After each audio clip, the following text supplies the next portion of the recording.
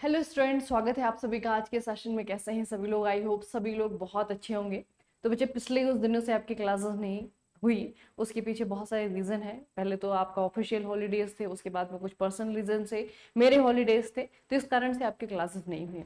अब क्या है कि जितनी भी न्यूज हमारी रह गई हैं, उन न्यूज को मैं डेली बेसिस पे, जो आपकी डेली जो न्यूज होती हैं वो तो आपकी आएंगी, साथ में पिछले कुछ जो 3-4 दिन है उसकी जो न्यूज छूट गई है वो भी जो है आपका एक एक दो करके जो है मैं यहाँ पे क्लास में उसको फिट करके पूरा कवर करते हुए चलूंगी। और इस तरीके से आपके पिछले जो 3-4 दिन है ना, वो आपका कवर हो जाएगा। बाद में सैटरडे रिवीजन तो होगा, उसमें जो आपकी बाकी छूटी हुई न्यूज है वो भी आपकी कवर हो जाएंगे। ठीक है, चलिए बच्चे स्टार्ट करते हैं आज की पहली खबर से।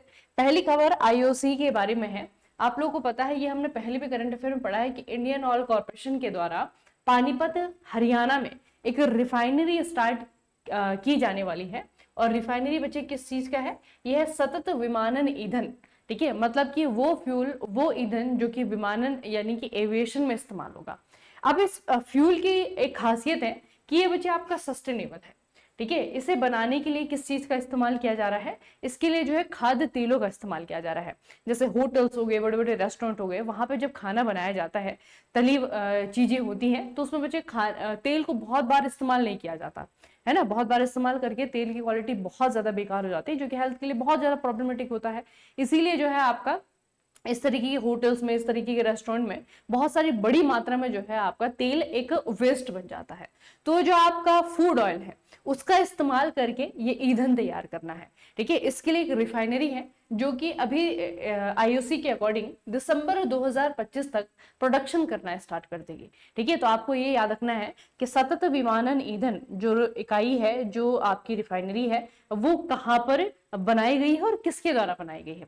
तो आईओसी के द्वारा इसे यहाँ पे बनाया गया है पानीपत में, और इसका व्यावसायिक उत्पादन शुरू हो जाएगा इस साल के अंत में। थोड़ा सा इसकी बात कर लेते हैं कि लक्ष्य कितना है। इसका लक्ष्य सालाना 35,000 टन। ठीक है, ये जो है इसका एक तरीके से इसकी क्षमता जो है इतनी रखी गई है कि साल में हमें इतना जो है प्रोडक्शन करना है। उसके अलावा इसकी अगर हम बात करें तो Indian oil corporation Panipat refinery इस परियोजना के लिए आईएससीसी कॉर्सिया प्रमाणन पत्र प्राप्त करने वाली भारत की पहली कंपनी भी बन गई है। ठीक है, तो इसे बच्चे याद रखना है, सर्टिफिकेट पाने वाली आईओसी जो है आपका पहली कंपनी है। और इनके द्वारा पानीपत रिफाइनरी जो है आपका ये स्टार्ट किया जाएगा दिसंबर 2025 तक, ऐसा जो है आईओसी के द्वारा डिक्लेयर किया गया है, अनाउंस किया गया है। अगला बच्चे, ताइवान की इलेक्ट्रॉनिक्स कंपनी है, और ये जो है एप्पल के लिए एक प्रमुख आपूर्तिकर्ता भी है। कंपनी का नाम है फॉक्सकॉन, आप लोगों ने सुना भी होगा। ठीक है, तो फॉक्सकॉन का आईफोन का फॉक्सकॉन ने अपना क्या किया है कि एक विनिर्माण सुविधा या फिर एक विनिर्माण इकाई भारत में भी जो है आपका यहाँ पे प्रोडक्शन स्टार्ट कर दिया है। ठीक है, आईफोन 17 बच्चे यहाँ पे प्रोड्यूस किया जा रहा है, इसका उत्पादन किया जा रहा है। कहाँ पे? ये आपका बेंगलुरु में। बेंगलुरु में पर्टिकुलर कहाँ पे है? देवड़हल्ली। ठीक है, जगह का नाम याद रखना। बेंगलुरु में जो है आपका देवड़हल्ली में आईफोन 17 का प्रोडक्शन स्टार्ट हो गया है। किसके द्वारा किया जा रहा है? फॉक्सकॉन के द्वारा किया जा रहा है। और अगर हम फॉक्सकॉन की बात करें तो चाइना से बाहर, ठीक है, चाइना से बाहर ये दूसरी जो है सबसे बड़ी इकाई है फॉक्सकॉन की। ठीक है, चाइना से बाहर ये दूसरी सबसे बड़ी विनिर्माण इकाई है फॉक्सकॉन की। आपको याद रखना है कहाँ पे? ये आपका बेंगलुरु में। और आईफोन 17 का प्रोडक्शन यहाँ पे स्टार्ट कर दिया गया है। अगला बच्चे आपका, भारतीय सेना के द्वारा ऑपरेशन सद्भावना के तहत आरोग्यम स्वास्थ्य एवं कल्याण केंद्र का उद्घाटन किया गया है। अब ये जो केंद्र है आरोग्यम स्वास्थ्य एवं कल्याण केंद्र, ये केंद्र बच्चे कहाँ पे बना है? अरुणाचल प्रदेश के तवांग जिले में। ये जो तवांग जिला है ये बहुत ज्यादा खबरों में रहता है, क्योंकि अरुणाचल प्रदेश का वो वाला हिस्सा जो चाइना के साथ में बॉर्डर पे है ना, जो चाइना के साथ में बॉर्डर से जुड़ा हुआ है, वो क्षेत्र बच्चे बहुत इंपॉर्टेंट है। उनमें से एक आता है आपका तवांग जिला।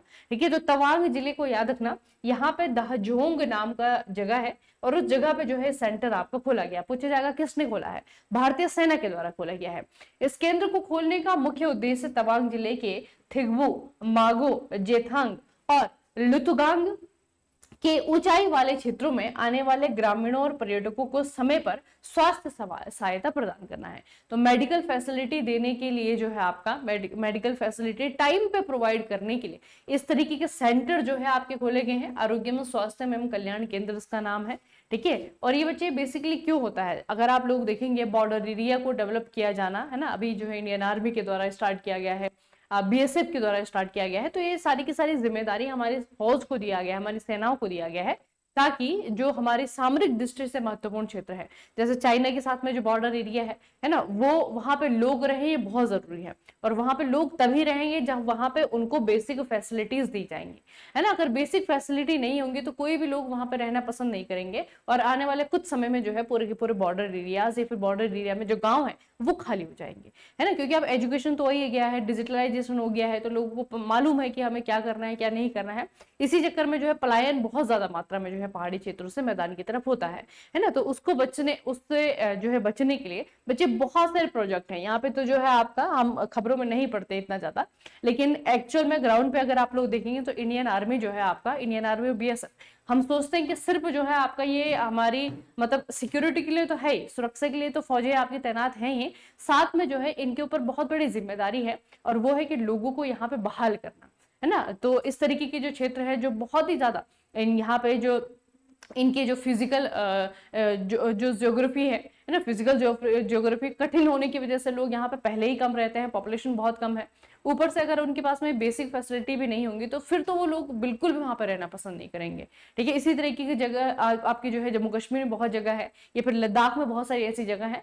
तो हमारी जो बीएसएफ है, इंडियन आर्मी है, इनके बहुत सारे प्रोग्राम चलते हैं, बहुत सारे प्रोजेक्ट ऐसे चलते हैं जिसके तहत ये वहां के गाँवों को जो है आपका बसाने का काम करते हैं, है ना। उसमें बहुत सारी चीजें आती हैं, उसमें आपका वृक्षारोपण भी आता है ना। छोटे छोटे ऐसा डेवलपमेंट जो है वर्क इंडियन आर्मी के द्वारा किए जाते हैं, ताकि लोगों को सुविधाएं दी जा सके, उनको सुविधाएं मिलेंगी तो एक तरीके से वहां पे लोग रहेंगे, वहां पे भारत का आधिपत्य रहेगा, है ना। जब भारतीय लोग ही नहीं रहेंगे तो एक सामरिक दृष्टि से जो हमारे लिए बहुत इंपॉर्टेंट क्षेत्र था वो जो है खाली हो जाएगा, है ना। तो इस तरीके से बच्चे आपका जो एरिया है, जब आप इस तरीके की किसी जगह को पढ़ते हैं ना जो बार बार न्यूज में आती है, जैसे कि तवांग जिला है, तो इसको कभी बार जो है आपको एग्जामिनर ऐसे पूछ लेते हैं कि तवांग कहाँ पे है, तो याद रखना कि तवांग आपका अरुणाचल प्रदेश में है। और वहां पे जो है इस तरीके के सेंटर्स जो है खोले गए हैं, नाम से समझ में आ रहा होगा, आरोग्यम स्वास्थ्य, है ना, हेल्थ से रिलेटेड है।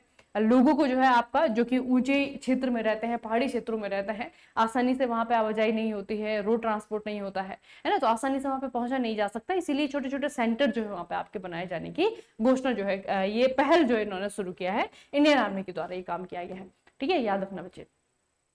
अगली न्यूज बच्चे आपकी आई है बिहार से। बिहार के मुख्यमंत्री नीतीश कुमार ने पटना में 12वीं पुरुष एशिया कप हॉकी चैंपियनशिप के लोगो, सुमंकर ट्रॉफी का अनावरण किया है। अब इसके बारे में आपको पूछा जाएगा कि ये जो है आपका यानी कि पुरुष एशिया कप हॉकी चैंपियनशिप इस बार 2025 का कहां पे आयोजित किया जा रहा है। तो आपको याद रखना है बिहार में जो है आपके इसके मैचेस होंगे। दूसरा ये याद रखना है कि इसके ट्रॉफी का नाम क्या रखा गया है, तो प्राइड जर्नी ट्रॉफी का नाम है, और मैस्कट शुभंकर बच्चे इस बार जो है शुभंकर का नाम है चांद, ठीक है, शुभंकर का नाम चांद है। और शुभंकर जो है बच्चे ये एक पशु से हमेशा प्रेरित होता है, चाहे वो बर्ड से हो, एनिमल से हो, है ना, हमेशा किसी न किसी एनिमल से ये जरूर जो है आपका प्रेरित होता है। तो इस बार ये जो चांद है वो बाघ से प्रेरित है, ठीक है। ये बच्चे याद रखना, ये जो हमारा नेशनल एनिमल है टाइगर से प्रेरित है, चांद इसका नाम है। और ये एशिया कप हॉकी चैंपियनशिप के शुभंकर के रूप में जो है इस बार अनाउंस किया गया है बिहार सरकार के द्वारा। अगला है अपॉइंटमेंट, ओलंपिक स्वर्ण पदक विजेता निशानेबाज और पूर्व एथलीट अभिनव बिंद्रा, इनको अंतरराष्ट्रीय ओलंपिक समिति के 9 मानसिक स्वास्थ्य राजदूतों में से एक नामित किया गया है। अब यहाँ पे 2 चीजें बच्चे याद करने के लिए, एक तो याद रखना कि जो अंतरराष्ट्रीय ओलंपिक समिति है, आपको पूछा जाएगा हाल ही में अंतरराष्ट्रीय ओलंपिक समिति ने कितने मानसिक स्वास्थ्य राजदूत एम्बेसडर ये अपॉइंट किए गए हैं। तो आपको याद रखना है कि 9 अपॉइंट किए हैं, ठीक है, टोटल जो है 9 है, और 9 में से कितने भारतीय हैं, 9 में से एक ही भारतीय है। नाम इनका आपको याद रखना है, इनका नाम है अभिनव बिंद्रा, ठीक है। तो मेंटल हेल्थ एम्बेसडर याद रखना है आपको कि मेंटल हेल्थ एम्बेसडर जो है इंडियन इंटरनेशनल ओलंपिक कमेटी के द्वारा अपॉइंट किए गए हैं, उनमें से एक जो है इंडियन भी है, इनका नाम है अभिनव बिंद्रा। बाकियों को अगर आप लोग देखेंगे, ब्रिटिश पोल वाल्टर, हॉली ब्रेडस्ट्रॉ है, हांगकांग चीन की कैमली चेंग है, ब्राजील के ब्रूनो फ्रेट्स हैं, अमेरिका के फिगर स्केटर ग्रेसी गोल्ड है ना। तो ये सारे के सारे बहुत ही फेमस पर्सनालिटी अपने अपने गेम्स में, अपने अपने खेलों में।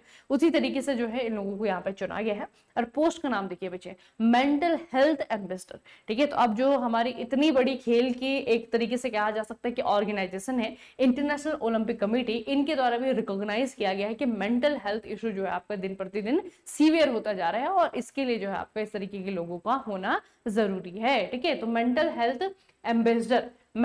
एम्बेसडर जो है आपके चुने गए हैं। टोटल 9 लोगों को चुना गया है, याद रखना बच्चे, टोटल 9 लोगों को चुना गया है, और 9 में से एक जो है अभिनव बिंद्रा भी है। अगला जो खबर है ये बहुत इंपॉर्टेंट है, क्योंकि यहाँ पे हम किताब के बारे में पढ़ने वाले हैं। किताब का नाम देखिए बच्चे, gunned down murder of an Olympic champion. अब देखिए यहां से आपके 2 प्रश्न बनेंगे। एक तो कि gunned down murder on an Olympic champion, अगर आप इसका नाम देखेंगे, इस नाम से आपको समझ में आ रहा होगा कि किसी के मर्डर की बात की गई है, और जिनका मर्डर हुआ है, जिनके मर्डर की बात की गई है, वो एक ओलंपिक चैंपियन रह चुके हैं। ठीक है, तो एक तो पहला प्रश्न यही आएगा किताब किसके बारे में है। दूसरा प्रश्न वही आएगा जो इन जनरल पूछा जाता है कि किताब किसने लिखी है। तो पहले इनका नाम याद कर लेते हैं जिन्होंने लिखी है। ये किताब लिखी गई बच्चे संदीप मिश्रा के द्वारा। ठीक है, gun down murder of an Olympic champion किताब लिखी गई है संदीप मिश्रा के द्वारा। और ये किताब किसके ऊपर है? ये है पूर्व ओलंपिक चैंपियन पृथ्वीपाल सिंह। ठीक है, पृथ्वीपाल की जिंदगी और उनकी सनसनीखेज मौत पर आधारित है। अगर हम इनकी बात करें बच्चे, तो ओलंपिक में पदक जीतने वाले टीमों के सदस्य रहे हैं। हॉकी, ठीक है, हॉकी में हमारे देश जो है कभी एक बार एक टाइम पे चैंपियन हुआ करता था, है ना। ओलंपिक गोल्ड मेडल जो है हमने बहुत लगातार जीते हैं। उसमें अगर आप लोग देखेंगे 1960 में जब हमने सिल्वर जीता था तभी भी टीम के मेंबर थे। 64 में हमने गोल्ड जीता था तभी भी आपकी टीम के मेंबर थे। ठीक है, 1968 में हमने कांस्य जीता था, वहां पे भी भारत के मेंबर रहे थे, हॉकी टीम के मेंबर रहे थे, है ना। तो ओलंपिक मेडलिस्ट कह सकते हैं, ओलंपिक चैंपियन कह सकते हैं। इनका जब मर्डर हुआ था तो उसके ऊपर जो है वो जो पूरी वारदात थी उसके ऊपर जो है आपकी किताब लिखी गई है। तो gun down murder of an Olympic champion, आपको याद रखना है संदीप मिश्रा की किताब है। और किसके ऊपर लिखी गई है? हॉकी चैंपियन पृथ्वीपाल सिंह के द्वारा इनके ऊपर, इनके मर्डर के ऊपर जो है किताब आपकी लिखी गई है। ठीक है, अगला बच्चे एक फ्रेमवर्क है या फिर कह सकते हैं एक प्रोजेक्ट है, एक परियोजना है जो कि शुरू की जा रही है और रिजर्व बैंक ऑफ इंडिया के द्वारा इसे शुरू किया जा रहा है। अब देखिए बच्चे, भारतीय रिजर्व बैंक ने 26 दिसंबर 2024 में कमेटी बनाई थी। क्या बनाई थी? एक कमेटी बनाई थी, और उस कमेटी के द्वारा एक सिफारिश करने पर अभी रिजर्व बैंक ऑफ इंडिया ने 2025 में एक डिसीजन लिया है। और डिसीजन इन्होंने ये लिया है कि framework for responsible and ethical involvement of AI, यानी कि आर्टिफिशियल इंटेलिजेंस, ठीक है, इसके ऊपर जो है आपका फ्रेमवर्क प्रस्तुत किया जाएगा। ठीक है, तो ये आपको पूछा जा सकता है कि ये इस प्रकार का फ्रेमवर्क किसने लॉन्च किया है? तो रिजर्व बैंक ऑफ इंडिया के द्वारा ये फ्रेमवर्क आपका लॉन्च किया गया है। और नाम से आपको समझ में आ रहा होगा कि एआई का जो इस्तेमाल है वो कितना रिस्पॉन्सिबल होगा, कितना एथिकल होगा। ठीक है, वो डिसाइड करने के लिए जो है आपका ये रिजर्व बैंक ऑफ इंडिया के द्वारा कमेटी बनाई गई थी। और अभी जो है उनकी ही अनुशंसा पे, उनकी ही सिफारिश पे ये इस तरीके का फ्रेमवर्क जो है आपका तैयार किया गया है। ठीक है, तो याद रखना एआई का एथिकल और रिस्पॉन्सिबल इस्तेमाल के लिए एक फ्रेमवर्क तैयार किया गया है। किसके द्वारा? रिजर्व बैंक ऑफ इंडिया के द्वारा। अगले बच्चे इंपॉर्टेंट न्यूज है, दुबई इंटरनेशनल एयरपोर्ट ने निवास और विदेशी मामलों का महानिदेशालय के सहयोग से दुनिया का पहला एआई संचालित यात्री कॉरिडोर लॉन्च किया है। 1 नंबर का सवाल है, दुनिया का पहला एआई संचालित यात्री कॉरिडोर कहां पर शुरू हुआ है? तो ये हुआ है आपका दुबई इंटरनेशनल एयरपोर्ट में।